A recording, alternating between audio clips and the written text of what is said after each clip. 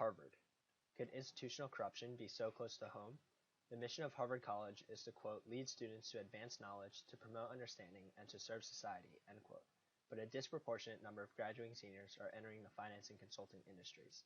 Less than 10% of Harvard students join finance and consulting clubs their freshman year, but by the time they graduate, over 20% are taking lucrative jobs in these industries. There are a variety of sensible solutions to this problem, including putting limits on gifts received through on-campus interviewing and expanding the general education curriculum. But instead of protecting students from the influence of finance and consulting firms, Harvard administrators are welcoming them with open arms, allowing them to use the faculty club for information sessions, and agreeing to let employers conduct first-round interviews on campus. Despite President Faust's own convictions that, quote, training students narrowly for jobs that they can occupy immediately upon graduation is short-sighted, end quote, and her own advice to graduating seniors to, quote, do what matters to you, find what you love, end quote, it would seem that Harvard is incapable of action. So what's really going on, President Faust? One fact we can't ignore is fundraising. It's no secret that hedge fund managers and other titans of finance are consistently the largest donors to Harvard. Among others, Lloyd Blankfein, CEO of Goldman Sachs, has donated close to $3 million to Harvard. Glenn Hutchins, co-founder of the technology private equity giant Silver Lake, donated $30 million in 2012. Bill Ackman, founder of Pershing Square Capital Management, donated $26 million this year. And just last month, Ken Griffin, the founder of Citadel, donated the single largest gift ever recorded, a whopping $150 million to Harvard. Perhaps unsurprisingly, Citadel is an on-campus interview employer, which means they're allowed to host information sessions on campus that are widely advertised to the student body and conduct first-round interviews on campus.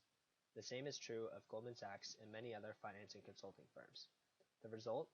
Weakened public trust.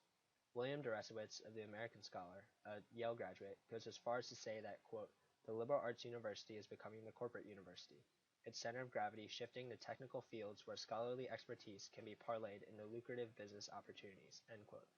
And Ross Douthat, who graduated from Harvard in 2002 and is now a columnist at the New York Times, says that, quote, Harvard students are creatively lazy, gifted at working smarter rather than harder. It was easy to see the classroom as just another resume padding opportunity, a place to collect the grade and recommendation necessary to get to the next station in life, end quote. That doesn't sound at all like the students that Harvard intends to create. A systemic and strategic influence which is legal or even currently ethical, that undermines the institution's effectiveness by weakening either that public trust in that institution or the institution's inherent trustworthiness, looks a lot like a case of institutional corruption.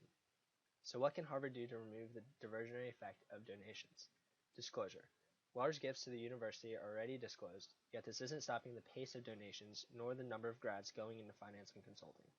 Unlike the case of campaign finance, where disclosure helps the public connect the dots between funders and outcomes, in the case of university finance, there are hardly any specific links between funders and outcomes, only the general link that donations from Harvard alumni in finance weaken the institution's resolve to lead students to careers in public service.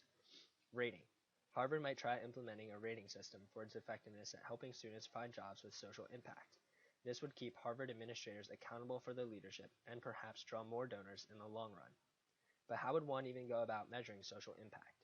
A Harvard graduate who goes to work for Teach for America isn't necessarily making more of an impact than one who goes to work for McKinsey, even if it's usually the case. Ultimately, motive matters most, and it's hard to think of any accurate measure for that. Blinding. Blinding administrators to alumni donations would not work in this particular case because we all know where most of the money is coming from: finance and consulting. Finally, neutralization seems to be a moot point, since Harvard is already a public institution that enjoys the benefits of tax-exempt status. No, what we need isn't more regulation, we need more morality. Harvard is already being subsidized by the government to produce leaders and thinkers who help society, not just themselves. What we need is strong moral leadership, from the Board of Overseers to President Faust to incoming Dean Khurana, the kind of leadership that acknowledges its civic duty and fulfills it no matter the cost to self. The kind of leadership that has its eye towards the long-term integrity of this institution, not the size of our endowment in the short term. The kind of leadership that patiently educates faculty and students alike and rewards character, not wealth. What we need, in other words, is the kind of leadership that inspires.